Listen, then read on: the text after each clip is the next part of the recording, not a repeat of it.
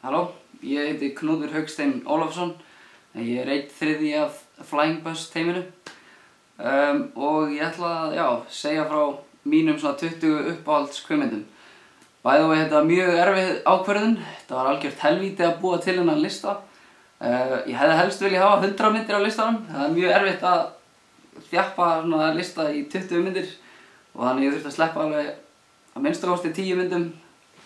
En já, ég gerði mitt besta og ég er bara ánægður með útkomuna. Þannig að ég bara vinda okkur í þetta.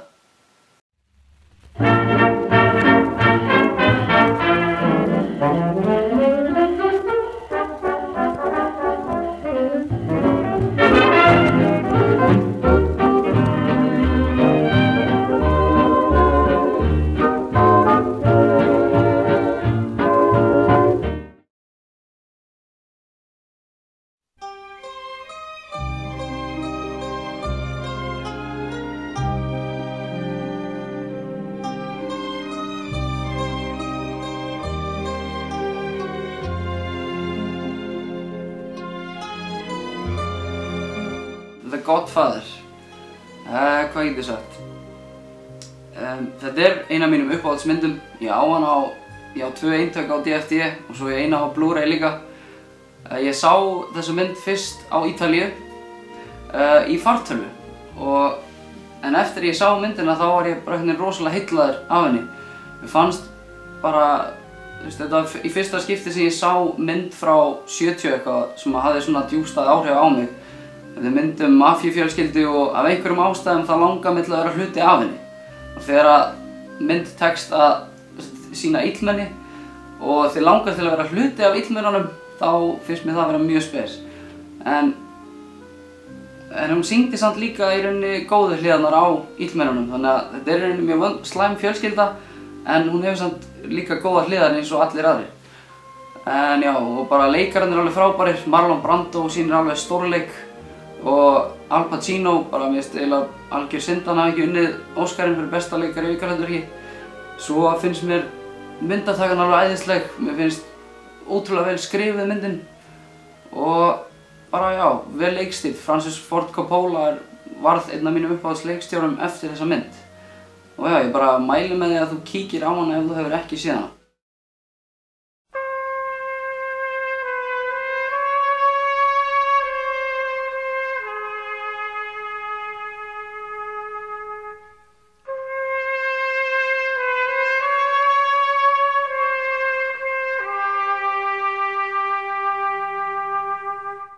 Næsta er The Godfather Part 2. Enn og aftur, bara þetta er með bestu myndum sem ég hef séð. Ég sá hana líka á Ítalíu í fartölvu, en málið er að ég sá hana í fartölvu en af einhverjum ástæðum fannst mér hún samt alveg rosalega flott. Það er stundum sem þú einhvern veginn vilt horfa á myndir í risastóru sjónvarpi með Blu-ray-gæðum og rosalega góðu hljóði, en ég þurfti þess ekki þegar ég horfði á þessa mynd og það segir svolítið mikið.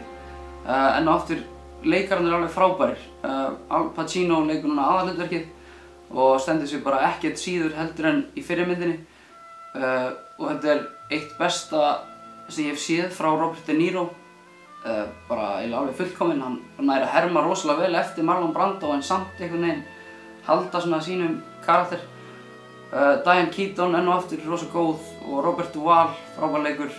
Myndatakan æðisleg. Ég man eftir atriði sem gerðist í litlu Ítalíu og myndatakan og lýsingin var bara svo flott að ef ég hef verið leikstjórinn af þessari mynd þá hefði ég getað dáið hamingjusamur, ég get bara sagt það. Þetta er bara rosalega flott mynd og vel skrifið og kemur ekki fram við þig eins og hálfviti. Þannig að það er rosalega gott þegar kvikmyndir koma ekki fram við áhorfendur eins og þeir séu heimskir.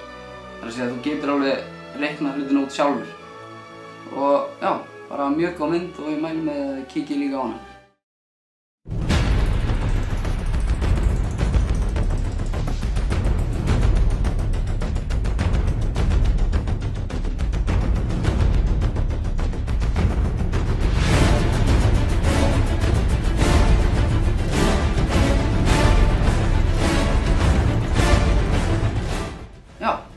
Nei, ekki The Godfather Part 3.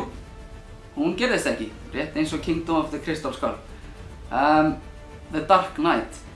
Það ein besta bíóupplifun sem ég hef fundið og þess vegna hún á þessum lista. Þetta líka myndin sem ég hef hort mest á.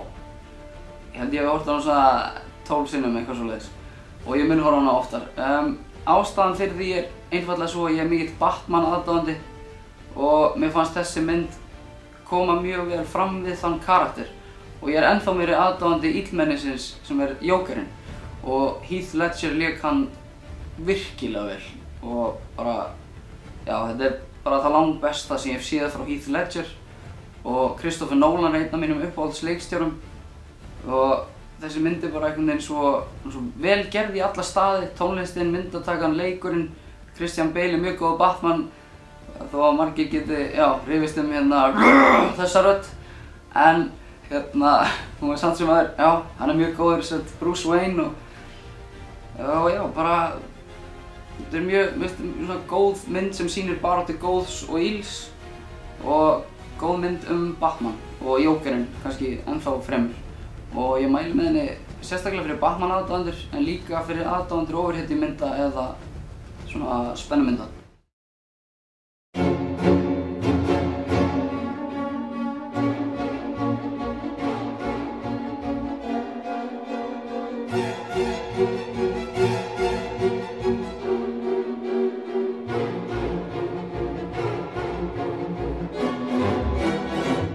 Næst það Psycho.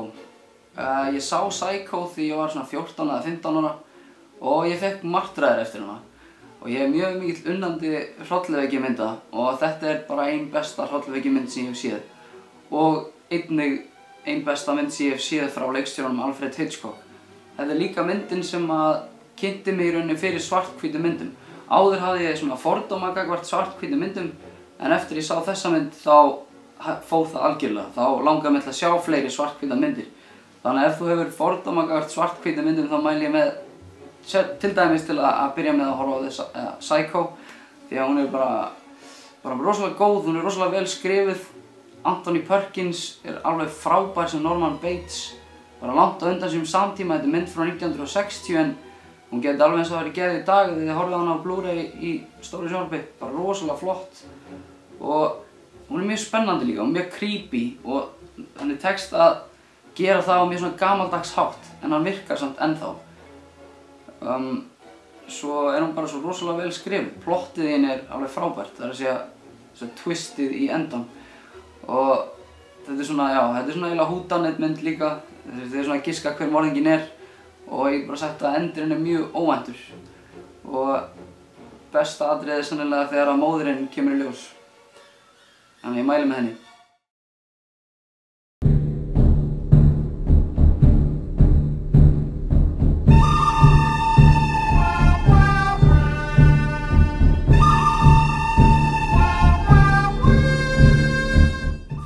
The Good, the Bad and the Ugly. Af hverju líka með svona vel við þessa mynd? Hún gerð eftir Sergio Leone og það einn af mínum uppáhaldsleikstjórum af því hann gerði Dollara-trilógíuna og það bara bestu vestrar sem ég hef séð. Þeir bara svo vel gerðir, næst í hver einasti rammi eins og málverk. Sagan rosalega epísk og vel gerð og Clint Eastwood í þeim. Og það engin annar svona vestra badass sem mér dettur í hug en Clint Eastwood. Það getur ekki verið að einhver ná að toppa hann í rauninni. Mér finnst hún eins og ég segi, hún mjög epísk. Eli Wallach alveg frábær. Algjör synd að hann hafi dáið nýlega. Mjög góður í þessari mynd sem Tuco. Svo Lee Van Cleef frábær sem illmennið, The Bad sem sagt. Og Clint Eastwood leikur að sjálfsögðu The Good. Og þetta eins og Heimir útskýrði í sínum myndbandi basically saga þessa þrjá og ég geti bara sagt að myndin svona summast rosalega vel upp í mjög spennuþrungnu lokaatriði þar sem að þeir þrír, já, eru í. Ég ætla kannski ekki að segja meira hana en bara rosalega flott mynd og gerð 1966 en ef þið horfið á hana í Blu-ray gæðum þá mætti halda að hún hefði verið gerð í dag. Mjög vel gerð og flott mynd og já, mæli með henni.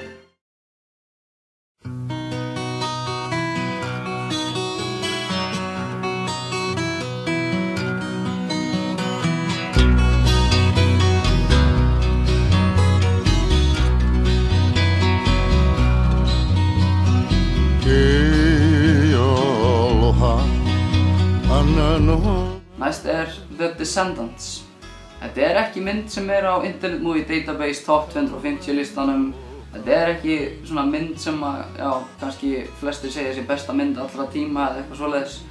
En þetta virkilega falleg mynd, finnst mér. Og þetta ég vissi ekkert þessa mynd áður en ég horfði á hana, en bara leið ég settist í sófann og horfði á myndina þá einhvern veginn fór mér að líða rosa vel.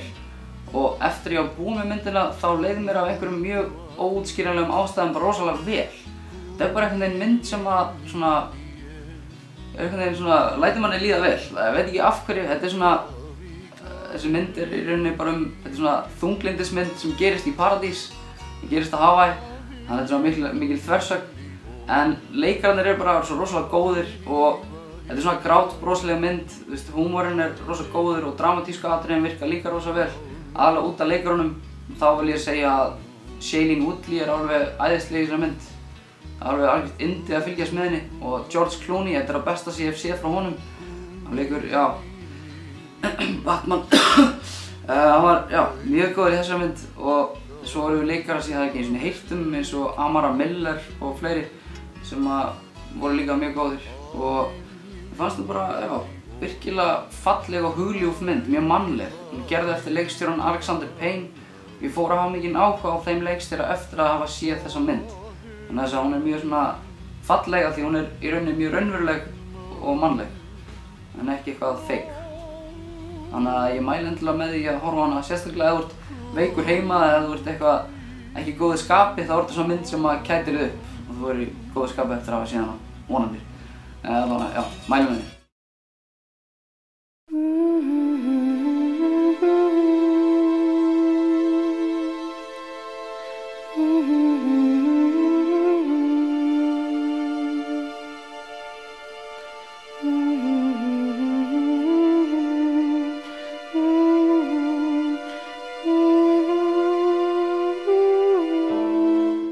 Næsta mynd Pan's Labyrinth. Ég persónulega mjög hrifinn af svona myndum eins og Lísa í Undralandi og Coraline. Þetta svona myndir sem hafa svolítið svipaða formúlu. Þetta svona ung stelpa sem lendir í svona ákveðnum ævintýrum og þarf að leysa þrautir til þess að komast á leiðarenda. Og þessi Pan's Labyrinth mjög dimm. Þetta svona eins og Lísa í Undralandi fyrir fullorðna, maður getur sagt það. Þetta spænsk mynd, leikstjórinn Guillermo del Toro og já, ég fór að fylgjast svolítið vel með honum eftir að hafa séð þessa mynd vegna þess að hún bara virkilega, bara hvernig lítur svo rosalega vel út og bara svo rosalega vel gerð. Það svo flottur stíll yfir henni, tónlistin alveg frábær og enn og aftur leikararnir góðir. Það oft þannig að ef leikararnir góðir þá ég seldur þegar kemur að kvikmyndum.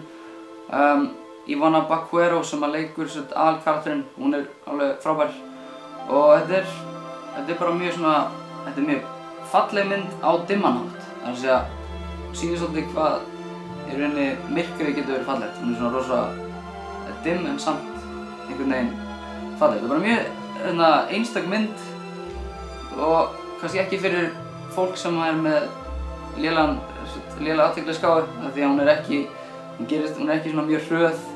Það ekki mikið af sprengingum og einhverju svoleiðis en hún rosalega flott og það mikill svona symbolismi í henni líka.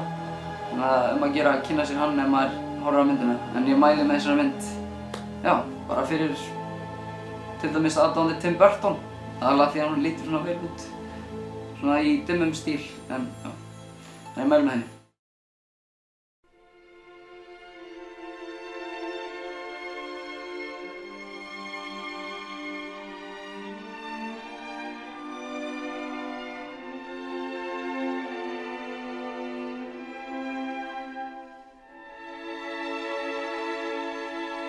Næsta mynd Raging Bull eftir Martin Scorsese.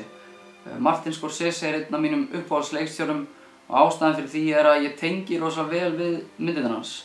Ég veit ekki af hverju, ég bara einhvern veginn gera það. Það bara mjög raunsæjar og það sýna í rauninni svona lífið út á götunni bara eins og það Það ekkert að fegra það í rauninni.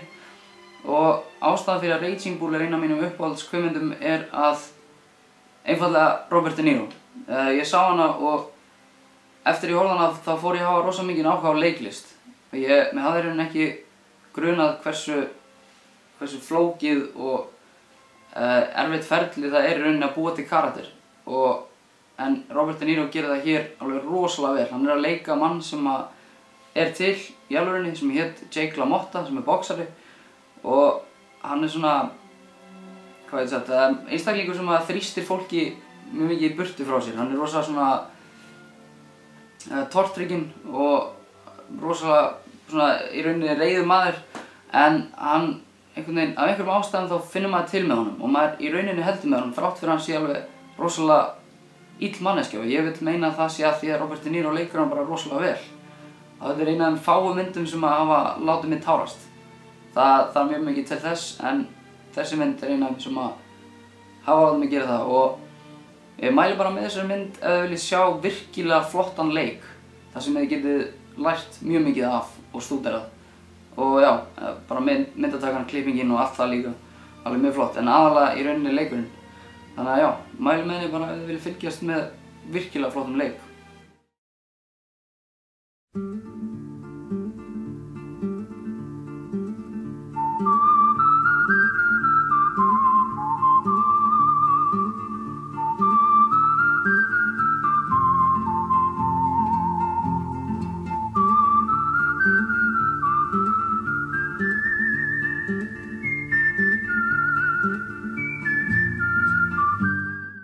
Fistful of Dollars. Þetta fyrsta myndin í dollaratrilógíunni frá Sergio Leone og þetta þessi dollarmyndin sem ég búinn að horfa á oftast. Ég veit ekki hver ástæðan fyrir því hún bara mjög skemmtileg. Þetta svolítið svona, þetta vestri en hann svolítið svona ævintýralegur þessi vestri. Hann líka mjög einfaldur söguþráður. Þetta mynd sem þetta í rauninni endurgerð af mynd sem heitir Yojimbo en ég hef nú ekki séð hana en þessi sennilega þó mjög öðruvísi. Kannski getur verið að hún sé alveg eins nema bara í svona vestra búning en mér fannst hún mjög góð og ástæðan fyrir því Clint Eastwood og myndatakan mjög flott og stundum eru svona rammar sem líta út bara eins og þeir séu teknir beint úr einhverju teiknimyndasögu og mér líka rosalega vel við það og já, þetta bara svona virkilega einhvern veginn flott mynd og einföld en samt skemmtileg og ég mæli með henni bara ef þið viljið horfa á einhvern mjög góðan vestra með svona episkum endi.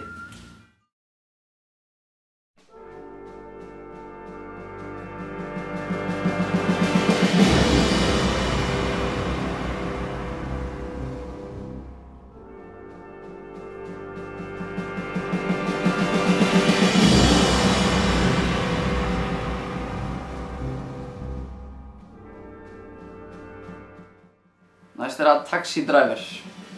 Þetta í rauninni bara mynd einmanaleika. Þetta önnur myndin frá Martin Scorsese og ég sá hana þegar ég var svona 15 ára og hún hafði mjög djúpstæð áhrif á mig.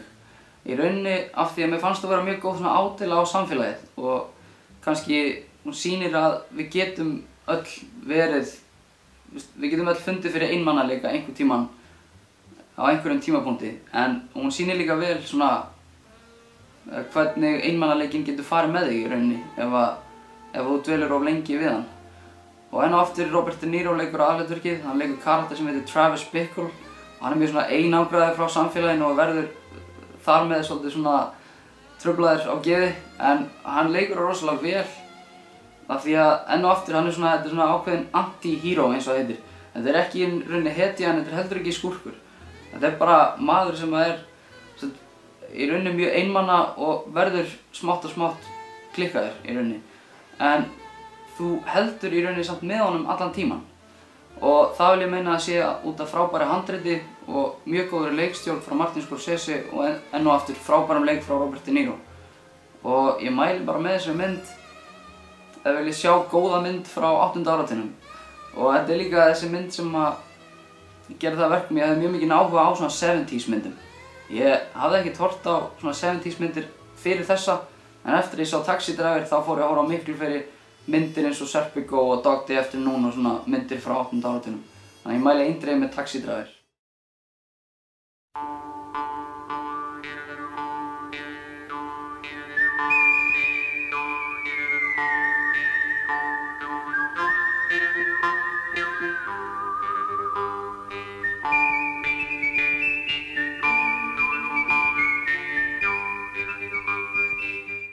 For a Few Dollars More. Þetta önnur myndin í dollaratrilógíunni frá Sergio Leone.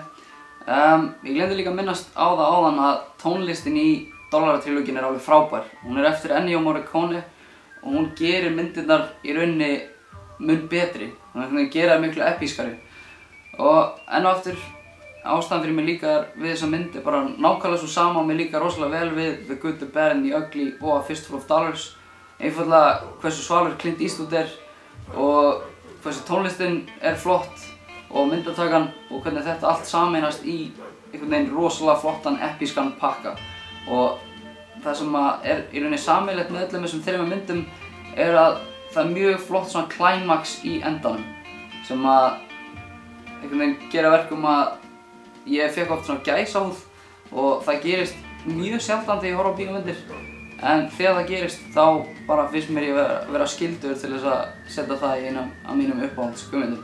Þannig að já, ég mæli eindregið með For a Few Dollars More ásamt A Fistful of Dollars og The Good, The Bad and The Ugly. Þannig að það bara mjög flottar myndir sem gerðar 60 eitthvað en það bara ef þú horfir á þær þá getur alveg eins að vera gerðar í dag og mér finnst það bara eldast rosalega vel. Þannig að ég mæli með For a Few Dollars More.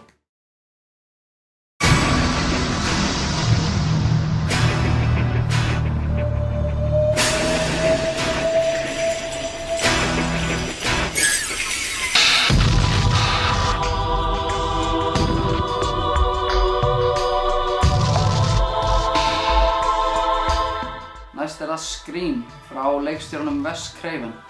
Ég var búinn að minnast það áður að ég er mikill hrollvekju unnandi. Veit ekki af hverju, þetta svona myndir sem ég slekk á heilanum þegar ég horfa á þær. Svona afslöppunar myndir. Ég veit alveg að þær eru mjög svona heimskar oft og það alltaf í rauninni sama formúlan. En það sem ég elska við Scream að hún í rauninni parodía af hryllingsmyndum. Hún í rauninni ekki hryllingsmynd. Hún hálfgerð grínmynd. Hún eins og ég segi, hún að svona berskjalda allar þessar reglur í hrollvekjumyndum. Þannig að ef þú hefur séð Cabin in the Woods og fannst hún eitthvað rosalega snjöll og góð þá myndi ég helst vilja segja bara bitch please, horfðu á Scream. Það bara í rauninni nákvæmlega sama. Og ástæðan fyrir mig líka að mér fannst hún rosalega góð að mér fannst bara leikararnir mjög skemmtilegir. Courtney Cox náttúrulega úr Friends og leikur mjög skemmtilega en hún leikur hundleiðilega fréttakona mjög skemmtilegan hátt. Svo Neve Campbell og Matthew Lillard og fleiri og plottið í þessari mynd alveg æðislegt, það að segja twistið. Þetta mynd, ég og bróðir minn horfum á hana saman og við höfum oft rosa gaman að því að reyna að sjá myndir út, svona bara að finna út hvernig það enda, en okkur tókst það ekki þegar við horfum á þessa mynd, vegna þess að allar persónur í myndinni voru í rauninni grunaðar að vera morðinginn, þannig að það eiginlega bara ómögulegt að finna út hver það en endurinn virkilega góður og mjög óvæntur og ég mæli með þessari mynd ef þú hefur gaman af svona myndum sem eru með einhverjum óvæntum endi eða hefur bara einfaldlega gaman af svona hrollíumyndum eða grínhrollíkjum. Þannig að ég mæli með Scream.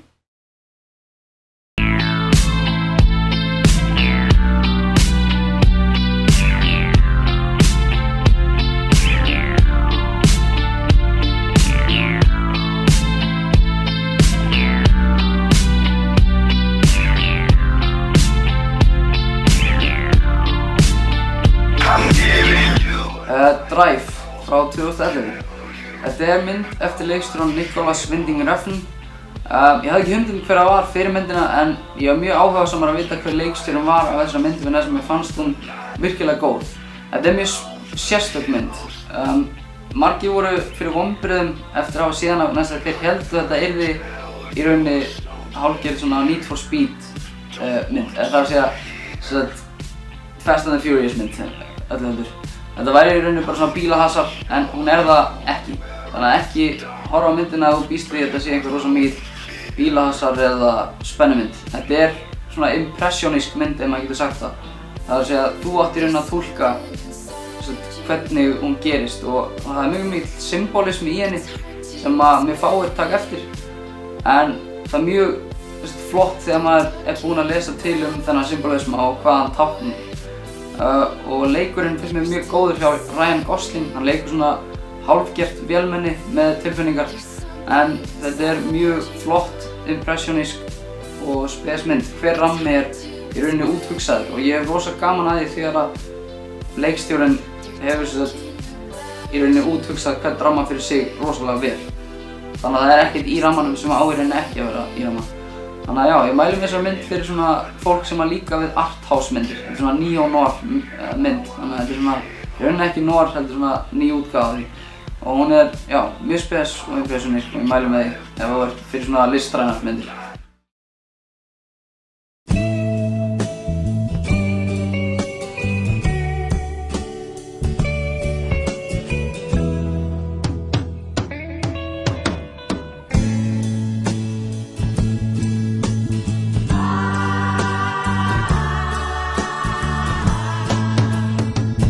City of God. Þetta er brasilísk mynd. Þetta er besta brasilíska mynd sem ég hef séð og er án efa besta brasilíska mynd sem gerð hefur verið. Hún er bara virkilega vel skrifuð og minnir mann svolítið á myndir eins og Goodfellas og Pulp Fiction en samt einhvern veginn stendur hún rosa vel svona á sínum eigin svona bát ef maður getur sagt það. Hún er svona sker sig vel úr samt sem aður. Og hún er bara rosalega í rauninni vel gerð, myndatakan, klippingin, tónlistin, leikurinn, þetta er allt mjög vel gert og bara virkilega vel skrifuð í rauninni aðalega. Það er svona mjög spennandi sagan, hún er virkilega vel fléttuð. Minnir mann svolítið á Pulp Fiction, þetta er svolítið þú þarft að púsla þessum atriðum sjálfur saman. Og já, þetta er svona mynd sem að ef ég horf á einhverja mynd og hún gerist í Brasilíu og mig langar til að búa í Brasilíu þegar ég horf á myndina, þá finnst mér hún að vera góð. Þannig að þetta er bara mjög góð glæpamynd. Ef þú fílar glæpamyndir, þá mæli ég með þessari mynd fyrir þig.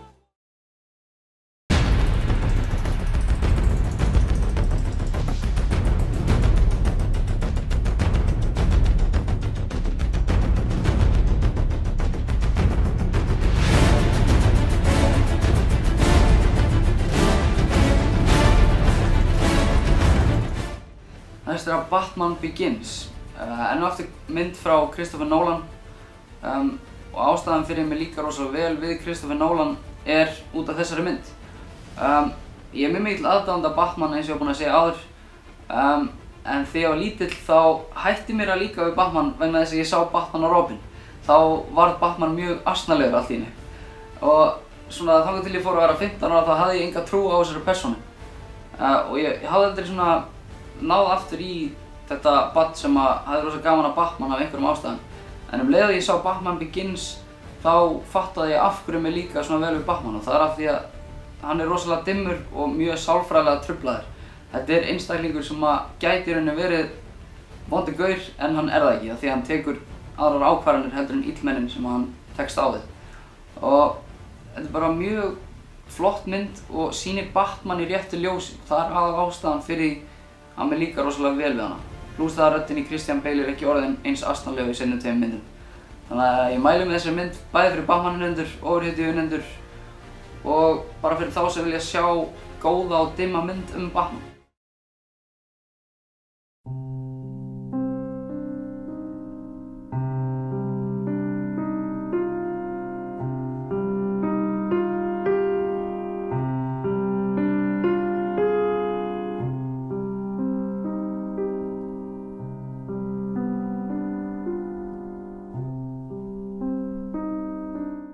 In Bruges.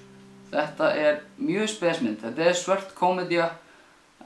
Hún er bara virkilega svört komedía. Þannig að ef þú hefur gaman af svona svörtum húmor, svona Monty Python húmor, þá mæli ég eindregið með þessari mynd. Hún er mjög fyndin og það er svona mjög mikið af litlum atriðum sem eru sprengklæðileg ef maður tekur eftir þeim.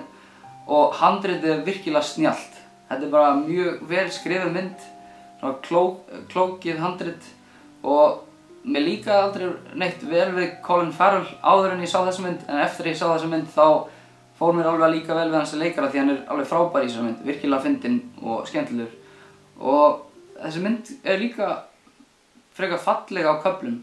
Svona það er mjög óvænt augnablik sem eru mjög falleg af því að þau eru svona þau eru falleg en líka fyndin. Þau eru svona sýna hvað lífið getur verið grimmt en það er líka oft gott að sjá húmorinn í því. Þannig að ég mæli með þessa mynd ef við viljum sjá einhverja svona öðruvísi mynd sem virkilega góð og vanmetin. In Bruges, mælum henni.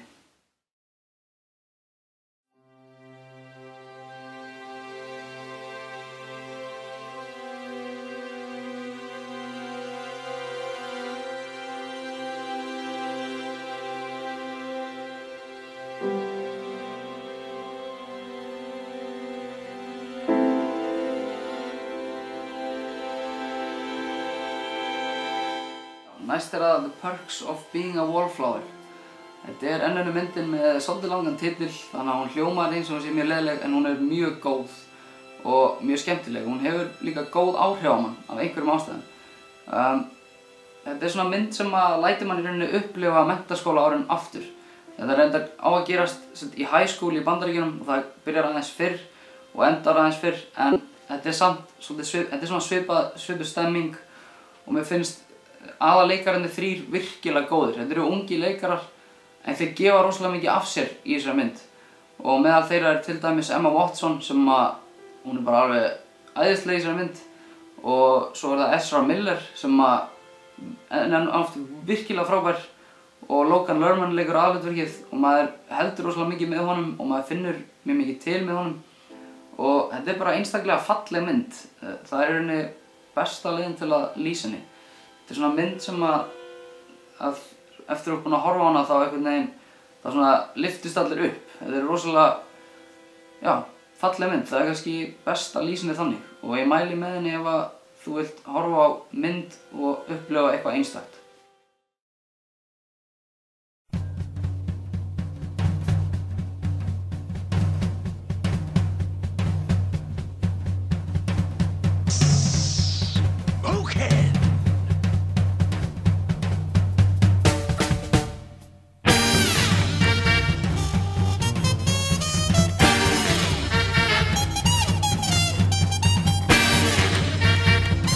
Næst það The Mask.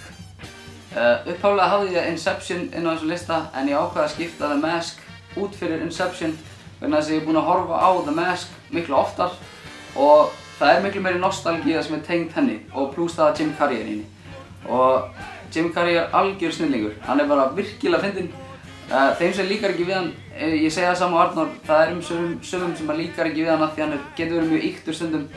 En mér finnst það líka að vera svolítið misskilinn sem leikari því að það mikil kaldhæðni sem liggur á bakvið leikinn hjá hann oft. Og The Mask gott dæmi það. Helling af svona línum sem maður man ótrúlega vel eftir. Helling sem langað til að gera núna en það of kjánalegt. En þessi mynd svona, ef þú hefur ekki séð hana þá ég mjög hissa. Þetta kannski svona eina af vinsælustu 90s myndunum. Ef þú ert 90s kid þá mjög líklegt að þú sér búinn að sjá hana og það mjög líklegt og skemmt mjög mikið yfir henni. Þetta bara virkilega fyndin mynd. Þetta svona eina myndin sem á listanum hjá mér sem svona grínmynd, fyrst og fremst. En málið með hana ég get líka tekið hana alvarlega. Þannig að ég get í rauninni horft á hana með alvarlegum augum, en ég get líka horft á hana og hlegið henni, af því að hún alltaf aðalega grínmynd. En mæli með henni út af Jim Carrey.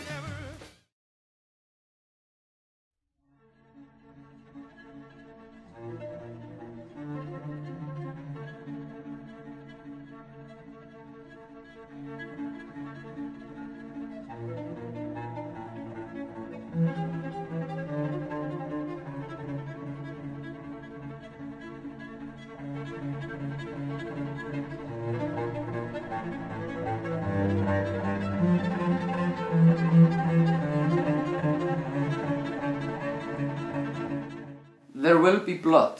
Þetta mjög vel gerð mynd fyrst mér. Hún fjallar í rauninni græðgi og svona tortryggni og frammistaða Daniel Day-Lewis sem Daniel Plainview ein besta sem ég hef séð frá upphafi ásamt Al Pacino í The Godfather og Robert De Niro í Raging Bull og Godfather 2.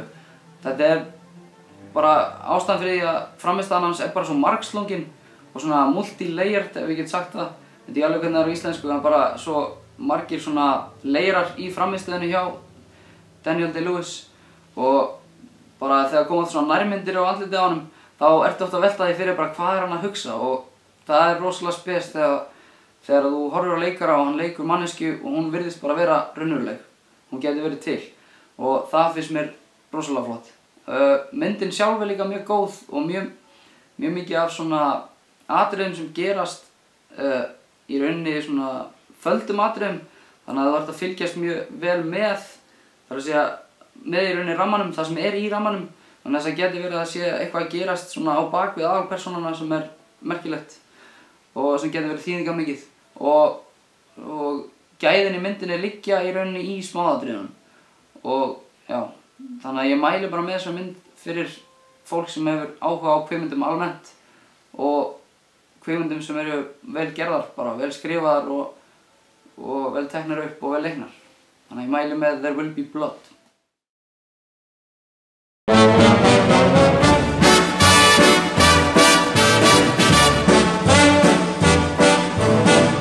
I know I'd go from rags to riches if you would only say you care. And though my pocket may be empty, I'd be a million. Þá það síðasta myndin, það Goodfellas. Þetta þriðja myndin á listanum eftir Martin Scorsese og hún bara, þetta mafíumynd. Mér líkar rosalega vel við mafíumyndir. Ástæðan fyrir því að ég sá fyrst The Godfather og síðan sá ég Goodfellas. Og mér finnst það vera svona í rauninni svipað á Godfather nema hún miklu raunhæfari í rauninni. Ég ber oft saman Schindler's List og The Pianist saman við The Godfather og Goodfellas. Schindler's List og The Pianist eru myndir sem gerast í seinni heimsstyrjöldinni og Schindler's List svona dramatísk útgáfa af seinni heimsstyrjöldinni en The Pianist meira svona raunhæfari útgáfa, maður getur sagt það þannig. Hún ekki eins svona over-dramatized. Öll skotin eru miklu svona ljótari í rauninni og svona grófari. Í samanburði við The Godfather en oftur hún svolítið svipuð á Schindler's List þannig að hún mjög dramatísk, sýnir mafíuna á mjög dramatískan hátt á meðan Goodfellas sýnir mafíuna bara í rauninni meira kannski eins og hún Þannig að hún meira svona raunsæ mynd af mafíunni. Og þetta það besta sem ég hef séð frá Ray Liotta. Ég hef aldrei séð hann jafn góðan og í Goodfellas. Og svo eru menn eins og Joe Pesci og Robert De Niro sem eru mjög góðir hann í aukahlutverkum. Og ég mæli bara með þessari mynd ef þú hefur áhuga á glæpamyndum eða mafíumyndum. Þetta svona ein besta mafíumynd sem að núti. Og já, bara mæli með Goodfellas. Þá eru alltaf 20 myndar komnar. Þessi listi mun alveg pottitt breytast eftir, getur verið alveg nokkur ár. En í augnablikinu þá þetta 20 uppáhaldsmynda mínar. Og þið með endilega láta mig vita hvað myndir ykkur finnst góðar, hvað ykkur finnst vera svona 20 bestu myndar. Og já, ef það eitthvað sem höfum lært af þessum myndböndum þá það Flying Bus líkar mjög vel við Jim Carrey. Og ef ykkur líkar ekki við Jim Carrey þá munum við gera eitthvað slæmt við ykkur. Þetta ekkert í augnablikinu en já. Já, vonandi höfðu þið gaman af þessu. Mér finnst það hundleiðilegt. Og já, þið megið bara fokk ykkur.